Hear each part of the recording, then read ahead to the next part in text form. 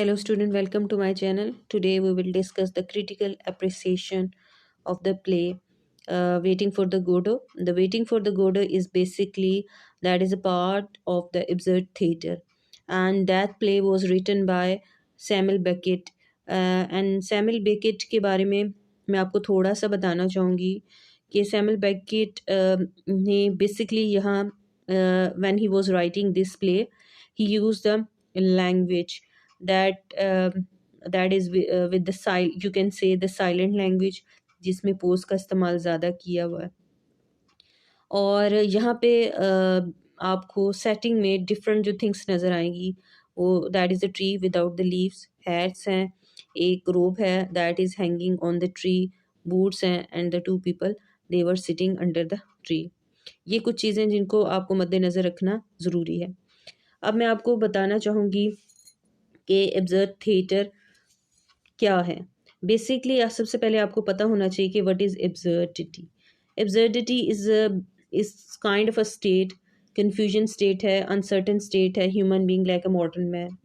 क्योंकि 1950 और 1960 में जो ड्रामे लिखे गए that belong to post war drama, और आपको पता है कि इन सब वॉर्स की वजह से मॉडर्न मैन पे बहुत ज़्यादा इन्फ्लुएंस हुआ था, अनसर्टन हो गया था।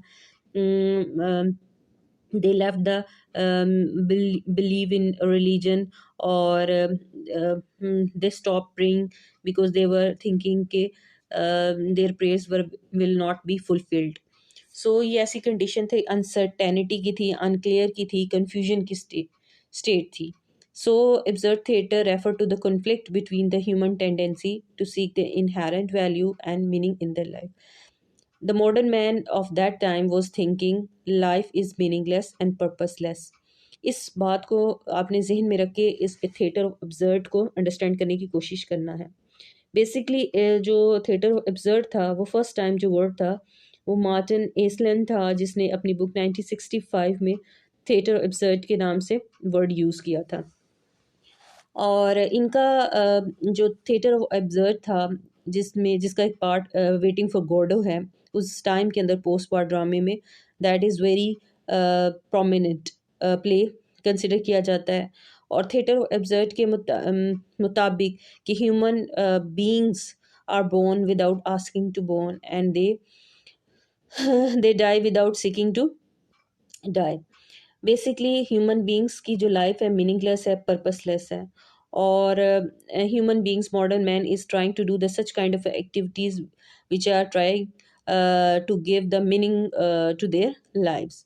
और इसी तरीके से जो इसके इम्पोर्टेंट कैरेक्टर्स थे जिसमें से व्लादिमीर था, एस्ट्रागॉन था, और इसी तरह जो लकी पोजो है, गोडो है, ये मुख्तलिफ कैरेक्टर्स हैं जो इन टू एक्ट्स में आप मुख्तलिफ उनके परफॉर्मेंस देखेंगे और उन करेक्टर्स को अंडरस्टैंड करने की कोशिश करेंगे। बेसिकली अगर आप देखें तो एब्सर्ड थिएटर में हम डिस्कस करते हैं कि हाँ, ह्यूमन बींग्स का जो एग्जिस्टेंस है दैट इज़ एब्सर्ड, टाइम भी एब्सर्ड है, human beings are trapped in that time. जो करेक्टर्स थे वो ट्रैप थे इस टाइम में, they were uncertain about the time कि टाइम कितना बदल गया है। दे फॉरगॉट टोटली कि last time when they met with each other, और कंफ्यूजन स्टेट में थे, ठीक है, और उनके एक्शंस और जो थे वो भी एब्सर्ड थे। बेसिकली जो वेटिंग फॉर गोडो है हम कह सकते हैं is a type of drama that uh, that is something try to show the dilemma of the modern man, ऐसा मॉडर्न मैन जो कि अनसर्टेनिटी का शिकार है, कॉन्फ्लिक्ट का शिकार है, इसी तरह उसका रिलीजन के साथ कोई कनेक्शन डेवलप नहीं है। आप कह सकते हैं कि दैट इज़ अटर एब्सर्डिटी। और इसी तरह एब्सर्डिटिज्म को अगर आप देखें तो मार्टिन एसलन कहता है कि it's a time to shock its audience out of the compliance to bring the face to face with the harsh facts of the situation. ठीक है, आपने सेटिंग के थ्रू सारी जो सेटिंग उनके जितने भी हैं इसमें बेसिकली आप लैंग्वेज जो यूज़ करेंगे वो एक साइलेंट लैंग्वेज यूज़ करेंगे जिसमें पोजेस का ज़्यादा इस्तेमाल होगा, ठीक है, और ये रिप्रेजेंट करेगा मॉडर्न मैन और ह्यूमन बींग्स की लैक ऑफ कम्युनिकेशन को आइसोलेशन को, एलियनेशन जैसे एलिमेंट जो ह्यूमन बीइंग, जो मॉडर्न मैन का जो जो है बेसिक प्रॉब्लम रहा है। यहाँ पे वेटिंग फॉर गॉडो हम कह सकते हैं नथिंग टू बी डन। हर चीज़ एग्जिस्टेंस एंड टाइम है, सिचुएशन कंडीशन एक्शन दे और ऑल एब्सर्ड। और आप अगर जॉन पॉल सार्ट्रे को देखें, उसका स्लोगन ये था, एग्जिस्टेंस प्रोसीड द एसेंस। ये एक फेमस कोट्स हैं जो जब when you are writing this critical analysis of this play you have to mention it. ये उनके फेमस वर्क और उनकी कोटेशंस को इंक्लूड किया गया है इन स्लाइड्स के अंदर। इसी तरीके से मैं करेक्टर्स के बारे में बताना चाहूँगी। एक तो ये कि ये प्ले जो है 2 एक्ट्स पर मुश्तमिल है, ठीक है। इसमें मुख्तलिफ करेक्टर हैं, जैसे व्लादिमीर हैं, एस्ट्रागॉन है जिसको गोगो भी कहते हैं, गोडो है, लकी है, पोजो है। अब जो लकी और पोजो के दरमियान मास्टर और सर्वेंट के एक रिलेशनशिप एग्जिस्ट करता है। And Godot is the personality that didn't appear on the stage.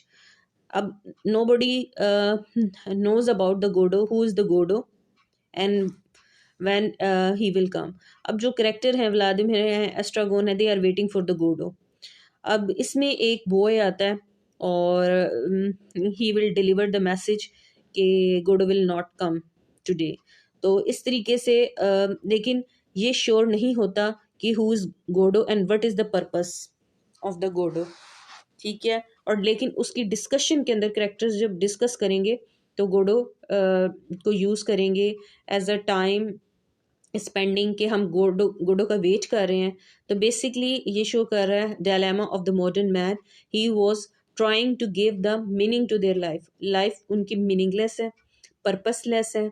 So waiting for गोडो के थ्रू वो अपने टाइम को किल करने की कोशिश कर रहे। इसी तरह वो मुख्तलिफ़ किस्म की एक्टिविटी परफॉर्म करते हैं। कभी हैट को सर पे रखते हैं, डिफरेंट जो है उसको परफॉर्म करते हैं, कभी उतारते हैं। इस किस्म की जो एक्टिविटीज़ हैं वो परफॉर्म कर रहे होते हैं, कभी गिरते पड़ते हैं। और इसी तरीके से लकी एंड पोजो है जो लकी है वो दैट इज़ अ स्लेव। आप कह सकते हैं एक सर्वेंट है जो पोजो का।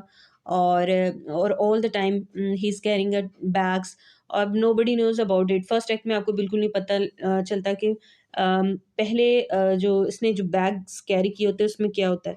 लेकिन सेकंड एक्ट में आपको पता लगता है कि उसमें जो बैग्स थे उसमें सैंड थी और रेत थी, और या फिर वो हैट थी जिसे वो सम टाइम कैरी कर लेता है, बाज़ दफ़ा नहीं करता। यहाँ प्ले जो है बेसिकली शो करता है फॉली को, फुटैलिटी को, ठीक है। और find the meaning in their inherently meaningful life. अब ह्यूमन बींग्स के नज़दीक ये लाइफ जो मीनिंगलेस है, ठीक है। और जो सफरिंग है ह्यूमन बींग की लाइफ के एक इम्पॉर्टेंट एलिमेंट, इंटीग्रल पार्ट है। ह्यूमन बींग्स की लाइफ को सफरिंग से अलग नहीं कर सकते।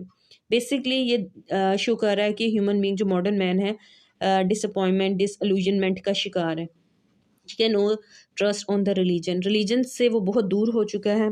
ये थिंग्स हैं जो कि उसको डिसअपॉइंट कर रही हैं, because religion is always the source of motivation for the human being. किसी भी रिलीजन को आप निकाल देते हैं, यही होता है जो गॉड और ह्यूमन बींग के दरमियान एक रिलेशनशिप को प्रे के थ्रू एक कनेक्शन को डेवलप करते हैं। अब यहाँ पे हैट्स के बारे में हम कुछ आपको बताना चाहूँगी कि hats were worn by Vladimir Estragon, ठीक है। दोनों जो करेक्टर्स हैं इन्होंने हैट्स को पहना हुआ है। और इसी तरीके से लकी एंड पोजो हैं, ठीक है। और लकी एंड पोजो हैं, गोडो हैं, ये सारे के सारे करेक्टर्स हैं। इसमें ये रोप का इस्तेमाल भी करेंगे। लकी और पोजो बेसिकली जो रोप है वो लकी के नेक के इर्द गिर्द मतलब बंधी हुई होती है, जिसे पोजो खींच रहा होता है। इन द फर्स्ट प्ले ऐसा होता है कि जो लेंथ जो होती है वो पोज़ो की तरफ ज़्यादा होती है, जो रिप्रेजेंट कर रही होती है कि जो पोज़ो है उसका करेक्टर जो है वो मास्टर जो है उसकी डोमिनेंस को रिप्रेजेंट कर रहा था। लेकिन सेकंड एक्ट के अंदर जब जो होता है जो पोज़ो होता है वो ब्लाइंड हो जाता है। तो जो रोब होती है उसकी जो लेंथ होती है वो शॉर्टर हो जाती है। सो ये डोमिनेंस को रिप्रेजेंट कर रही होती है रोप। और लेकिन ऑल्दो के जो पोजो होता है ब्लाइंड हो जाता है, लेकिन लकी उसको छोड़ के नहीं जाता। बेसिकली आप कह सकते हैं कि वो अभी भी एक जो कह सकते हैं साइकोलॉजिकली वो अभी भी स्लेव है, और he is not in a position to leave the Pozzo. अब यहाँ पे फ्रेंड फ्रेंड बेसिकली जो सैमुअल बेकेट है उसने ये रिप्रेजेंट किया है व्लादिमीर और एस्ट्रागोन के दरमियान एक फ्रेंडशिप और लव रिलेशनशिप को रिप्रेजेंट किया करेक्टर्स के, कि nothing more a little heaps of bone. ठीक है, ये वो सेंटेंसेस यूज किए गए हैं जो प्ले में इंपॉर्टेंट है। इसी तरह preaching of charity and assistance to the human being the trouble, ये भी रिप्रेजेंट करते हैं जब लकी और पोजो के दरमियान ऑल्दो रिलेशन मास्टर और स्लेव का था, लेकिन उसके बावजूद जो था जो पोजो जब ब्लाइंड हो जाता है लकी उससे छोड़ के नहीं जाता, और इस तरह एक तरह से असिस्टेंस ह्यूमन बीइंग की ट्रबल टाइम के अंदर वो शो कर रहा है। जैसे कि पोजो कहता है कि अ, पोजो और लकी बेसिकली जब ये प्ले डिस्कस हो रहा होता है तो उसमें पोजो ये कहना चाह रहा था they are going to somewhere, but nobody knows about it कि where they want to go. और लेकिन इतना डिस्कस होता है कि Pozzo wants to sell the Lucky in the fair. अब जो लेकिन ऐसा होता है कि ब्लाइंड भी हो जाता है, फिर उसी के रहमो करम पे पोजो रह जाता है लकी के। लेकिन जो पोजो होता है बड़ी हार्श रियलिटीज बताता है कि old dogs have a more dignity. ठीक है, इसी तरह लकी है उसके स्लैविश और साइकोलॉजिकली डिपेंडेंट बिहेवियर को रिप्रेजेंट करता है पोजो के साथ। अगर हम करेक्टर्स की डिस्क्रिप्शन के हवाले से देखें तो व्लादिमीर और Estragon, these are the two characters, और यहाँ पे रिप्रेजेंट करते हैं इनके दरमियान एक फ्रेंडशिप वाला एक रिलेशनशिप है, ट्रैप है, होमलेस लोग हैं। ठीक है, और इसी तरह लकी पोजो के बारे में बता दें। गोडो है, बेसिकली गोडो क्या है, गोडो के करेक्टर को समझने के लिए ज़रूरी है कि गोडो का इस प्ले के अंदर क्या है।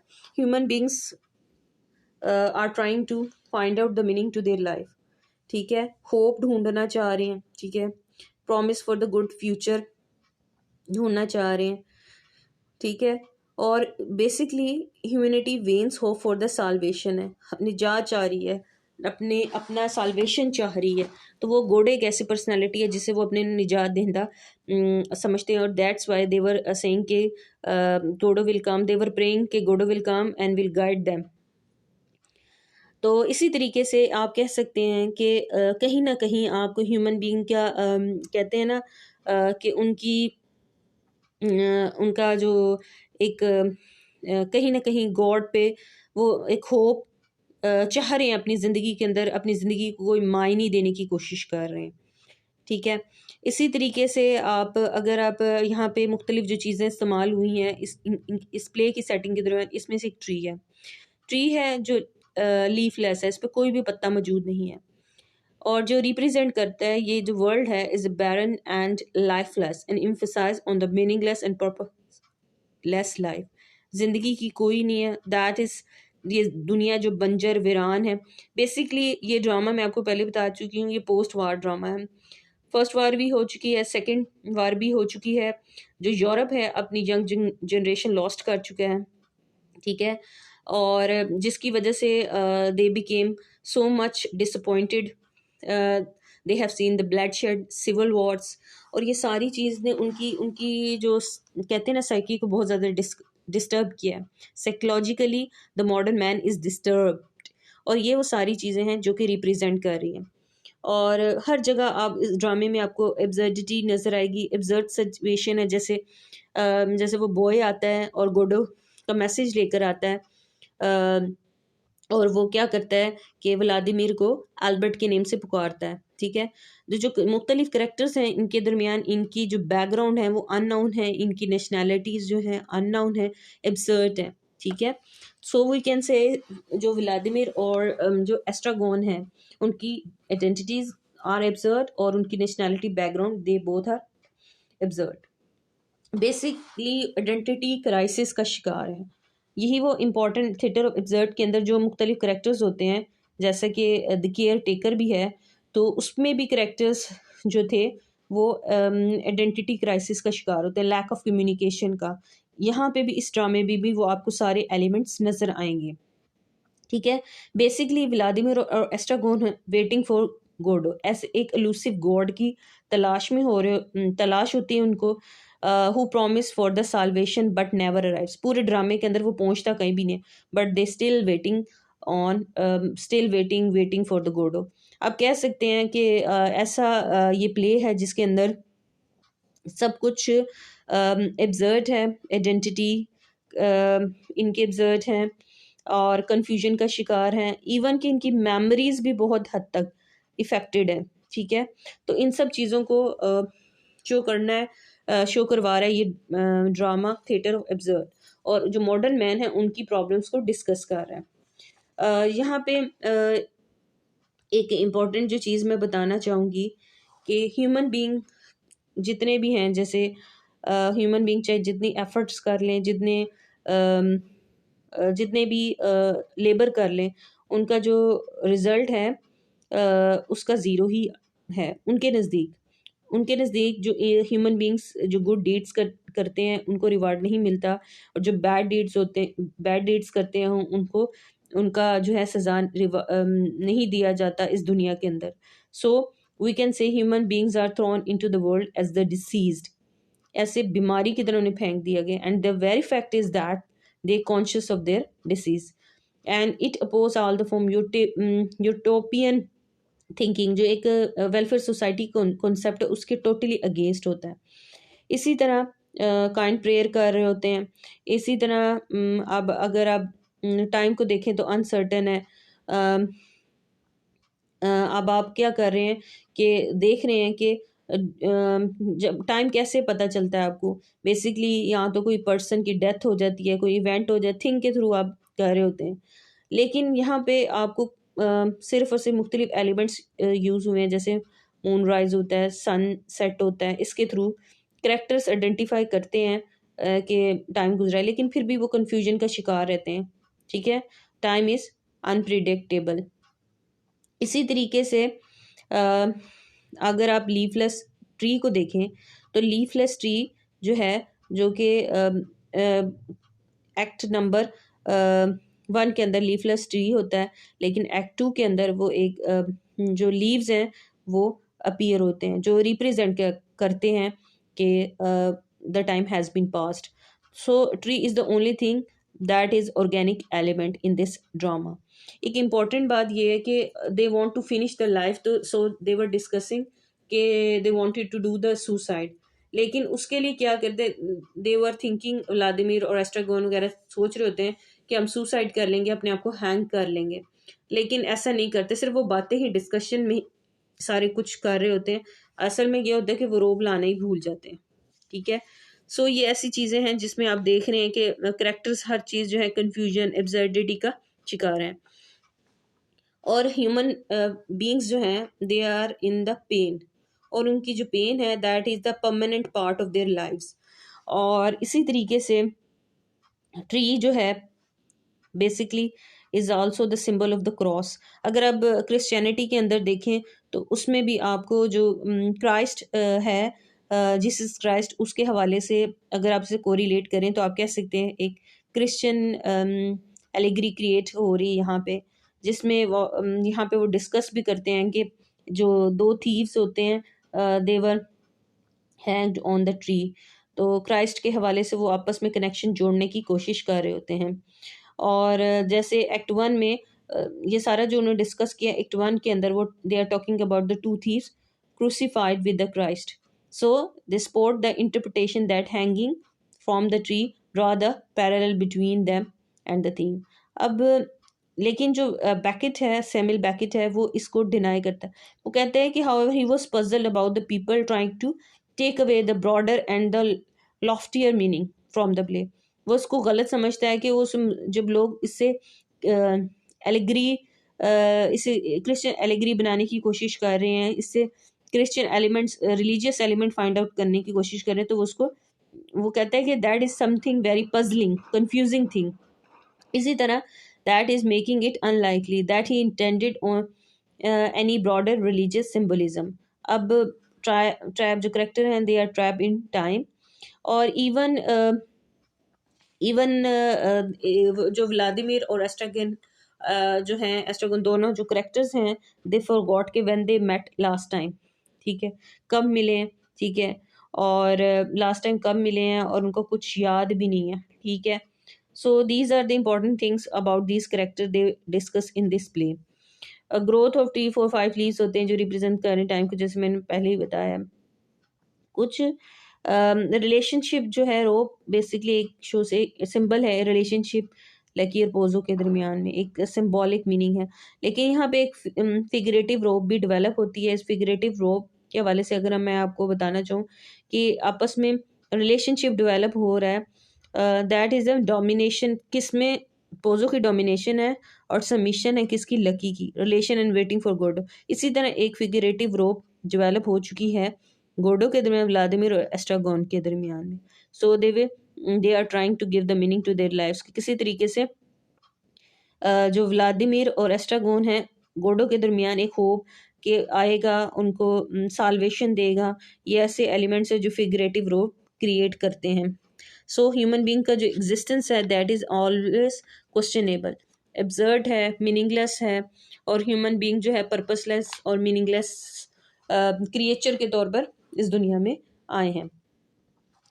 और आप कह सकते हैं कि नथिंग टू बी डन, जो बार बार जो सेंटेंस है इसमें इस्तेमाल किया है, that is a part of the, all these things are part of absurd theatre. Theme of alienation, ठीक है, थीम ऑफ आइसोलेशन, इसको डिस्कस किया गया है। इसके अलावा रेपिटिशन भी आपको नज़र आएगी, एक ही क्वेश्चन को बार बार वो रिपीट कर रहे हैं लैंग्वेज में। जैसे अम, अम, वो उनकी आपस में जब डिस्कशन होती है समटाइम वो पोजेस इस्तेमाल करते हैं, ठीक है। और इसी तरीके से अगर मैं इसमें आपको कुछ इसमें से अगर बैगेज के हवाले से मैं पहले आपको बता चुकी हूँ कि बेसिकली वो रिप्रेजेंट कर रहे हैं उसके जो बैग जो लकी ने कैरी किए हुए, बेसिकली इनसे इंस्लेवमेंट टू द बर्डन को रिप्रेजेंट कर रही हैं। और आपको मैंने पहले बताया कि एक्ट 2 में जाके ये ओपन होती है कि उसके अंदर है क्या। तो basically Lucky works as a Christ figure, एक ऐसा बंदा जो कि पोजो के ब्लाइंड होने के बावजूद उसे छोड़ने पर तैयार नहीं है, और उससे एक फिगरेटिव रोप डेवलप हो रही है, पैरेलल रोप जो है, कनेक्शन इनके दरमियान डेवलप हो रहा है इन रिलेशनशिप्स के दरमियान। So these are some important things. अब हम थीम्स के हवाले से अगर देखें तो एलिनेशन है, लैंग्वेज इज साइलेंट है। जैसे कि यहाँ पे आप देखें तो वो क्या कहते हैं, एस्ट्रोगन कहते हैं लेट्स गो, तो व्लादिमीर कहते हैं we can't, why not, we are waiting for the Godot. ये ऐसी आपको थोड़ा सा उसके स्टाइल का अंदाज़ा हो जाएगा कि जो लैंग्वेज कैसी इस्तेमाल की है, लैंग्वेज जो है जिसमें अल्फाज का इस जो इस्तेमाल है वो कम से कम किया गया है। अल्फाज की बजाय साइलेंट आप कह सकते हैं उनकी जो साइलेंस है उसको इस्तेमाल किया गया है। डिसइंटीग्रेशन ऑफ लैंग्वेज है, द वर्ड्स आर मीनिंगलेस हैं, there are no grammatical structure और लॉजिकल लिंक्स, कोई भी लॉजिक नहीं बन रही इसमें, कोई ग्रामेटिकल स्ट्रक्चर को फॉलो नहीं किया गया, ठीक है। और जैसे let's go, we can't, why not, repetition और ये सा, बेसिकली उसने सैमुअल बेकेट ने यहाँ पे साइलेंट लैंग्वेज इस्तेमाल की है। Play this is the absurd play है, और बिकॉज जो एब्सर्ड प्ले होते हैं they depend on the language as the mean of influence, कि वो कभी को वो उनके नज़दीक जो लैंग्वेज वर्ड्स का इस्तेमाल जो होता है that is not the instrument of communication. The जो एब्सर्डिस्ट हैं जैसे सैमुअल बेकेट है, ये बिलीव करता था कि the language can not be the instrument of communication in the theatrical effects. और इसके अलावा Beckett use the language as the element of entrapment.